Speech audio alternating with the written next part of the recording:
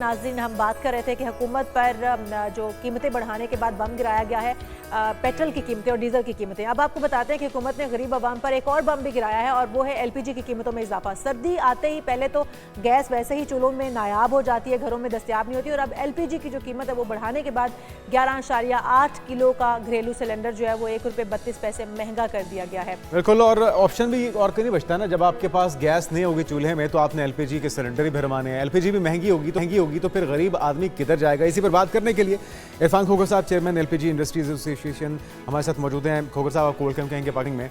आप क्या एलपीजी के जो एसोसिएशन के हेड भी हैं, तो आपकी हमदर्दी किसके साथ है? आवाम के साथ? क्योंकि हम देखते हैं कि जो कीमतें बढ़ती हैं, एलपीजी दुकानदार हो या एसोसिएशन हो, वो सारा जो अपना बोझ है वो तो आवाम पे डाल देते हैं, तो आवाम फिर किधर जाए? बिल्कुल जी, मेरी हमदर्दी में अपने सार्फिन के साथ है और मेरी हुकूमत वक्त से ये गुजारिश है कि आप हुकूमत की रिट बिल्कुल नाकाम हो चुकी है। देखें, कोई डिस्ट्रीब्यूटर दुकानदार अपने घर में गैस पैदा नहीं करता। आप देखें, जो ऊपर से नीचे तक सप्लाई, जो इंपोर्ट को या ऊपर से नीचे तक सप्लाई, अगर मैं डिस्ट्रीब्यूटर तो प्लांट से लेने जाता, अगर मुझे उस कीमत पे मिलेगी, सरकारी कीमत पे, तो मैं आवाम तक पहुंचाऊंगा ना। हम घर में गैस पैदा तो नहीं करते। अब वो जुर्माने जितने हैं वो सारे के सारे जो डिस्ट्रीब्यूटर दुकानदार की किस्मत में आ चुके हैं। जो ताकतवर लोग हैं, माफिया, उसको तो हुकूमत पकड़ नहीं पा रही। मेरी गुजारिश ये है कि यहाँ पे जो बहुत सियासी खेल खेलने जा रहे हैं कि हम यूँ कर देंगे, देखिए आवाम की कोई बात नहीं कर रहा। इस वक्त हालात ये हैं, मुल्क में थम्मल नहीं है, हम जलसे जुलूस नहीं कर सकते। बात ये है कि ये आपके तो असल से हुकूमत के वालों तक ये बात पहुंचा रहे हैं कि वाकई सरकारी कीमत पे सार्फिन को गैस दस्तियाबी, उसकी वजह सिर्फ ये है कि सप्लाई चेन को मॉनिटर नहीं किया जा रहा। जुर्माने सिर्फ गरीब दुकानदार और डिस्ट्रीब्यूटर्स पे किए जा रहे हैं। लेकिन वो जो गरीब दुकानदार है खोखर साहब, वो उनकी ज्यादती भी तो है। किसी के पास कोई रेट लिस्ट नहीं है, कोई बताने को तैयार नहीं है कि हमें किस रेट पे मिल रही है और हम आगे किस रेट पे देने के जवाब हमारे पास है कि जी हम मनमाना रेट दे रहे हैं। तो इसको कंट्रोल करना तो कम से कम ये आपके महकमे की जिम्मेदारी है। सर, हुकूमत का काम है। ओगरा ने आर्टिकल 29 के तहत तमाम तरह इख्तियार डीसी और एसी को दी, उनके ही एनओसी से प्लांट लगे हुए हैं। या इंपोर्ट आती तो हुकूमत उस पर टैक्स लेती, हुकूमत उसको मॉनिटर करे ऊपर से नीचे तक, सरकारी कीमत पे सप्लाई को यकीनी बना दे। अगर कोई दुकानदार ज्यादती करेगा तो मैं सर बिल्कुल उसको जेल की हवा मैं खुद अफेयर कराऊंगा जी। आपका शिकवा ये है कि आपको भी सरकारी नर्ख के मुताबिक दस्तियाब नहीं होती है। जी बिल्कुल, ये एक अलग, ये गवर्नमेंट की जानिब से जाहिर है नेग्लिजेंस है कि जिनको इख्तियारात दिए गए हैं वो काम नहीं ठीक से कर रहे। फिर जो आपके पास गैस आती है उसके ऊपर भी दो कीमतें होती हैं, एक जो गवर्नमेंट की जानिब से बढ़ा के दी जाती है और एक फिर जो आप या दुकानदारों की जानिब से बढ़ा कर दी जाती है। अवाम जो है उनका शिकवा भी है, वो कहते हैं कि हमें कीमत एक दफ़ा बढ़ती है अगर, तो हमें 2 दफ़ा करके बढ़ा दी जाती है, हमारी दुगनी तिगनी कर दी जाती है। तो उनके भी जाहिर है अपने तहफ़्फ़ुज़ात हैं। आप गवर्नमेंट से जो शिकवा कर रहे हैं, आप जाकर किसी प्लेटफॉर्म पे अपनी शिकायत दर्ज करवाते हैं या उनसे नेगोशिएशन करने की कोशिश करते हैं कि ये ना हो? बिल्कुल, आपका जो सवाल है वो 100% ठीक है। बस ये मुसलमान, ये ज़्यादती हो रही है। ज़्यादती सिर्फ गर्मी सर्दी में नहीं हो रही है। तो रमज़ान मुबारक में जो ही एक मुकद्दस महीना था, उसमें भी हम लोग सब ब्लैक मार्केटिंग कर रहे थे, नजायज़ मुनाफा हो रही। मैं समझता हूँ कि हुकूमत इसके ऊपर सख्त एक्शन ले, ऊपर से नीचे तक। जो देखिए, अभी अरबों रुपये दुकानदार को जुर्माने, दुकानदार जेल गए। मैं कहता हूँ कोई एक ताकतवर शख्स के खिलाफ एक्शन नहीं हुआ। आए, हम हमेशा कहते हैं आए ये यहाँ से एलपीजी की सप्लाई को ये सरकारी कीमत भी यकीनी बनाएं। हम इंशाल्लाह ताला आवाम तक इस सर्दियों में जहाँ पे लोगों का गुजरती गैस थी हम पहुँचाएंगे। लेकिन बात यह है कि हुकूमत की रेट को बार बार चैलेंज किया जा रहा है। हम हुकूमत के साथ, हम पाकिस्तान के तमाम डीसीज के साथ हैं, आवाम तक सस्ती गैस पहुँचाएंगे। लेकिन हमारी एक ही गुजारिश है, सप्लाई चेन को सरकारी। खोखर साहब, ये जो जुर्मानों में इजाफा किया गया है, इससे कोई बेहतरी होती दिखाई दे रही है आपको? देखिए, ये अल्लाह ताला चेयरमैन ओगरा मसूद साहब और सरमद असलम, उनकी पूरी टीम को अल्लाह ताला ताकत दे। ये सिलसिला बड़ी देर से हम लोग कोशिश कर रहे हैं। आप देखें, गैर कानूनी सिलेंडर्स का ब्लास्ट होता है, रोज़ 2 धमाके 4 जाने जाती हैं। बनाने वालों के लिए और फरोख्त करने वाले कुछ साझेदारी नहीं है। मैंने यहाँ पे रिंग रोड लाहौर में एक 11 बोजर जो बड़े, अब देखिए कोई भी वायलेशन होगी, मैं ये बता दूँ, ये कानून जो बनने जा रहा है ये 10 साल सजा, या आपके सामने जो चीज़ें आई हैं, ये बहुत अच्छी बात है इस इंडस्ट्री के लिए, इस मुल्क के लिए, इस अवाम के लिए। मैं चाहता हूँ चेयरमैन ओगरा को मैं खराज तहसीन पेश करता हूँ, उसकी पूरी टीम को। ये अगर कानून बन गया, इंशाल्लाह मुझे 100% उम्मीद है आप इसके हक गवर्नमेंट के ओगरा के साथ खड़े हैं, उनको सलूट पेश करते हैं कि हमने सब ने मिलकर अगर एक जान बचा ली। जुर्माना ये हमारा काफी ज्यादा हुआ है, 3 लाख से बढ़ाकर 10 लाख और फिर 1 करोड़ रुपए भी जुर्माना हो सकता है, फिर सजा भी 6 माह से बढ़ाकर 10 साल जो कि नाकाबिले गिरफ्तारी नाकाबिले जमानत होगी।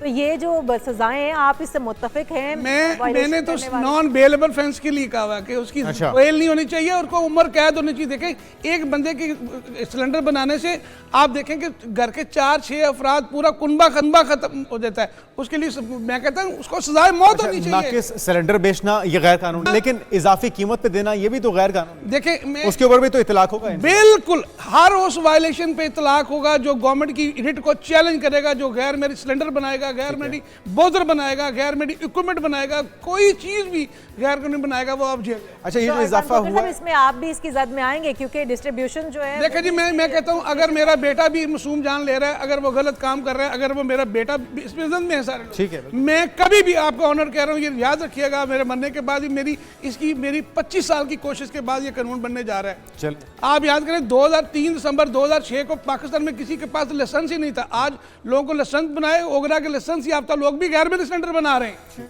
गुजरांवाला में सैकड़ों कारखाने, गुजरांवाला के डीसी से मेरी गुजारिश है कि रोज मुआत हो रही। आप देखें हैदराबाद में 55 बच्चे जो है ना मौके पे जख्मी हुए, जिसमें 37 बच्चे मर गए। देखें ये कल खुदा खास किसी हुक्मरान के घर पता कैसे लगता है कि मयारी सिलेंडर है गैर मयारी है, उसकी पहचान क्या? देखें आपको सिलेंडर के पकड़ने से अंदाजा है कि ये एक नया बंदा, ये तो आपको पकड़ने से पता चल जाएगा, नया बंदा किस तरह से पहचान सकता है? मैं फिर कह रहा हूँ जो मयारी सिलेंडर है, देखिए पाकिस्तान में गैर मेरी सिलेंडर बनाने के गुजरांवाला में कारखाना भी मसाली हैं और मयारी सिलेंडर बनाने में गुजरांवाला में कोई हर तरह का काम हो रहा है। देखिए जो मयारी सिलेंडर है वो इंटरनेशनल स्टैंडर्ड के मुताबिक जो बना हुआ है, उसको 10 मंजिलों से नीचे फेंक दें, सिलेंडर भी ब्लास्ट नहीं होगा, किसी किस्म का कोई नुकसान नहीं होगा। अब जब उसको पकड़ेंगे आपको अंदाजा हो जाएगा, ये उसके ऊपर कोड नंबर होता है उसके ऊपर। अच्छा, सबसे पहले एक सार्फिन के लिए मेरी गुजारिश है कि जब भी वो सिलेंडर खरीदें वो किसी हार्डवेयर दुकान से ना खरीदें, किसी सब्जी वाले से ना खरीदें, वो प्रॉपर डिस्ट्रीब्यूटर से खरीदें और उनसे डिमांड करें कि ओगरा की थर्ड पार्टी की जो इंस्पेक्शन रिपोर्ट उसकी रसीद है। बिल्कुल, क्योंकि महंगाई अब इतनी ज़्यादा है तो आवाम भी ये कोशिश करते हैं कि सस्ते दामों चीज़ मिल जाए। अब सस्ते दामों खरीदने के लिए उनके ऊपर क्रैकडाउन होना चाहिए जो आम दुकानों के ऊपर गैर मयारी पड़े हुए हैं, ताकि वो क्रैकडाउन की वजह से वो वहाँ से हटाए जाएं और आवाम वो खरीद ही ना पाएँ। जब आवाम वो खरीदते हैं तो जाहिर है फिर वो जानी नुकसान तो होता है। डिप्टी कमिश्नर लाहौर के हुक्म से यहाँ शाला मार्केट में करोड़ों सिलेंडर गोदामों में पड़े हुए हैं, आज तक एक एक्शन नहीं हुआ। उन्होंने तमाम असिस्टेंट कमिश्नर को लिखा कि आप इस पे एक्शन करें, मेरे पास तमाम डॉक्यूमेंट, जो मैं बात आपको कह रहा हूँ मैं विद द प्रूफ दूंगा। बात यह है कि ये जो गैर मेरी सिलेंडर हार्डवेयर दुकान पे सेल हो रहा है या शाला ये एक बड़ा मसला, ये सॉल्व होना चाहिए। लेकिन अब जरा दोबारा इन कीमतों पे आ जाते हैं। ये जो कीमतें बढ़ी हैं, क्या इंटरनेशनल मार्केट में हमें उसके मुताबिक इन कीमतों को बढ़ाना पड़ा है? कितना इजाफी टैक्स है जो पर लीटर एलपीजी पे वसूल किया जा रहा है? जरा इस पे भी रोशनी डालिए। देखें कीमत बहुत मामूली सी बढ़ी है। मैंने पहले भी कहा, बेटी ने सवाल किया कि बासियत कौम हम बड़े बेहिस हो चुके हैं, मामूली कीमत बढ़ी है। हमने रोड बंद का बहाना बना लिया, हमने डिमांड एंड सप्लाई का बहाना बना लिया, हमने कुदरती गैस नहीं आ रही उससे फ़ायदा उठाया। बिल्कुल इंटरनेशनल कोई कीमत नहीं बढ़ी, बिल्कुल मैं दावे से कह रहा हूँ कोई कीमत बढ़ी, सेम इंटरनेशनल प्राइस। ये मेरे ख्याल में डिमांड बढ़ने की वजह से उन्होंने कीमत बढ़ा दी है ताकि खजाने को भरा जा सके। खजाने में तो नहीं जा रहे, सरकार ने तो सरकारी कीमत जारी कर दी, सरकारी कीमत में वहां तक गैस नहीं जा रही।